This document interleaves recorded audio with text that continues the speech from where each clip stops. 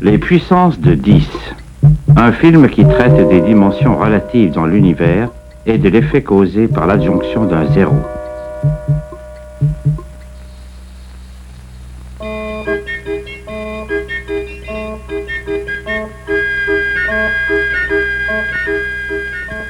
Un pique-nique sur le bord du lac, à Chicago, au début d'un après-midi de détente. Octobre vient de commencer. Cette première scène a 1 mètre de large et nous l'observons à une distance d'1 mètre. Maintenant, toutes les 10 secondes, nous multiplions par 10 la distance d'observation et notre champ de vision est aussi 10 fois plus large. Ce carré a 10 mètres de côté et dans 10 secondes, le prochain carré sera 10 fois plus grand. 100 mètres de large, un athlète peut parcourir cette distance en 10 secondes. Les tribunes aux vives couleurs sont celles d'un stade de football. Ce carré a 1 kilomètre de côté. Ces 1000 mètres peuvent être parcourus en 10 secondes par une voiture de course. 10 puissance 4 mètres, soit 10 kilomètres.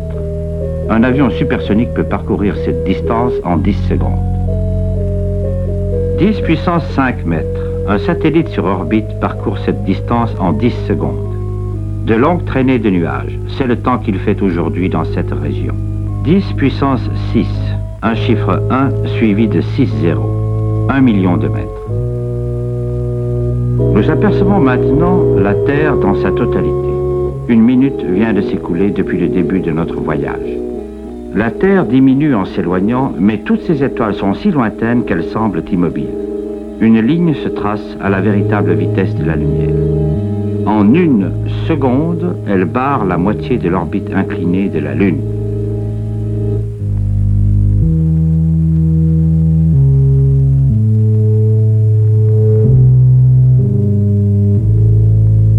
Maintenant, nous traçons une petite partie de l'orbite de la Terre autour du Soleil. Voici les orbites des planètes voisines, Vénus et Mars, puis celle de Mercure. Le centre brillant de notre système solaire pénètre dans notre champ de vision. Le Soleil, suivi par les grandes planètes extérieures en rotation sur leurs immenses orbites. Cette orbite spéciale est celle de Pluton. Une bordure de 9 millions de comètes, trop éloignées pour être vues, complète le système solaire. 10 puissance 14. Au loin, le système solaire se réduit à un point brillant et notre Soleil n'est plus qu'une étoile parmi d'autres.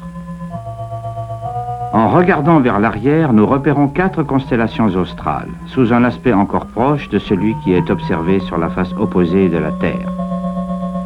Ce carré a un côté de 10 puissance 16 mètres, soit 1 année-lumière. Les dernières 10 secondes nous ont transporté 10 années-lumière plus loin. La prochaine étape, 100 années-lumière. Maintenant, notre perspective se modifie si rapidement que même les étoiles les plus éloignées vont sembler converger. Nous dépassons enfin Antares, étoile très brillante, et quelques étoiles de la Grande Ourse. Un milieu normal mais inhabituel. Des étoiles et des nuages de gaz nous entourent à mesure que nous traversons la Voie lactée. Des pas de géants nous entraînent aux limites de notre galaxie, et en nous éloignant, nous commençons à observer la grande spirale plate qui nous fait face. L'heure et la trajectoire que nous avons choisie pour quitter Chicago nous ont conduits hors de la galaxie, selon un parcours à peu près perpendiculaire à son disque. Les 2 petites galaxies satellites de la nôtre sont les nuages de Magellan. 10 puissance 22, 1 million d'années-lumière. Des groupes de galaxies nous présentent un niveau nouveau de structure. Les points brillants ne sont plus des étoiles isolées, mais des galaxies avec des myriades d'étoiles. Nous dépassons le grand groupe de galaxies de la Vierge, parmi de nombreuses autres. Nous avons parcouru 100 millions d'années-lumière. Nous approchons les limites des observations terrestres.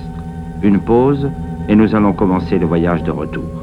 Cette scène déserte avec des galaxies qui semblent des grains de poussière, tel est l'aspect de la majeure partie de l'univers. La richesse de notre propre environnement fait exception. Le retour jusqu'au pique-nique sur le bord du lac sera accéléré. La distance par rapport à la Terre sera réduite de 10 fois toutes les 2 secondes. Dans chaque intervalle de 2 secondes, nous parcourrons 90% de la distance qui nous sépare de la Terre. Remarquons l'alternance de grande activité et d'inaction relative, selon un rythme qui se poursuivra jusqu'à notre prochain objectif, un proton dans le noyau d'un atome de carbone, sous la peau de la main du pique-niqueur endormi.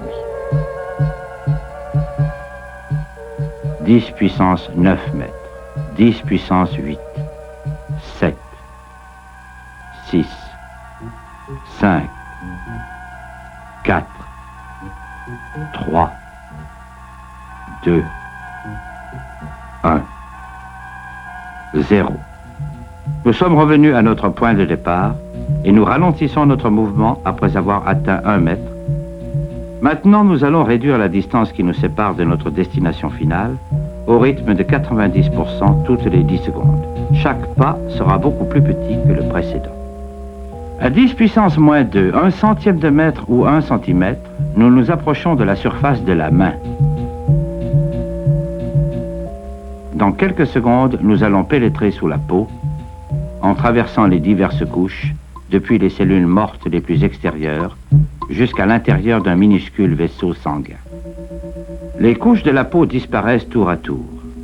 Une couche extérieure de cellules, le collagène fibreux. Le capillaire contient des globules rouges et un lymphocyte. Nous pénétrons dans ce globule blanc. Parmi d'autres organites vitaux de la cellule, nous apercevons la paroi poreuse qui entoure son noyau. L'intérieur du noyau porte l'hérédité de l'homme dans la chaîne pelotonnée de l'ADN. En nous rapprochant, nous atteignons la double hélice elle-même, une molécule comme une longue échelle tordue dont les barreaux formés de paires de bases répètent par 2 fois les mots de notre puissant code génétique. À l'échelle atomique, l'interaction forme-mouvement devient plus visible. Nous nous intéressons à un groupe très courant comprenant 3 atomes d'hydrogène liés à un atome de carbone. 4 électrons forment la couche extérieure du carbone. Ils apparaissent comme un essaim de points clignotants. À 10 puissance moins 10 mètres, nous nous retrouvons parmi ces électrons extérieurs. Maintenant, nous parvenons aux 2 électrons internes. Alors que nous nous approchons du centre d'attraction de l'atome, nous pouvons observer un vaste espace interne. Voici enfin le noyau de carbone, si dense et si petit. Ce noyau de carbone contient 6 protons et 6 neutrons. Nous sommes maintenant dans le domaine des entités universelles. Il y a des protons et des neutrons dans tout noyau, des électrons dans tout atome, des atomes liés dans toute molécule, et cela jusqu'à la galaxie la plus éloignée. Un proton isolé remplit notre champ de vision. Nous sommes à la limite de notre compréhension actuelle. S'agirait-il des quarks en interaction forte? Notre voyage nous a conduits à travers 40 puissances de 10. Si notre champ actuel représente une unité, lorsque nous observions simultanément de nombreux amas de galaxies, nous étions à 10 puissance 40. Un chiffre 1 suivi de 40 zéros.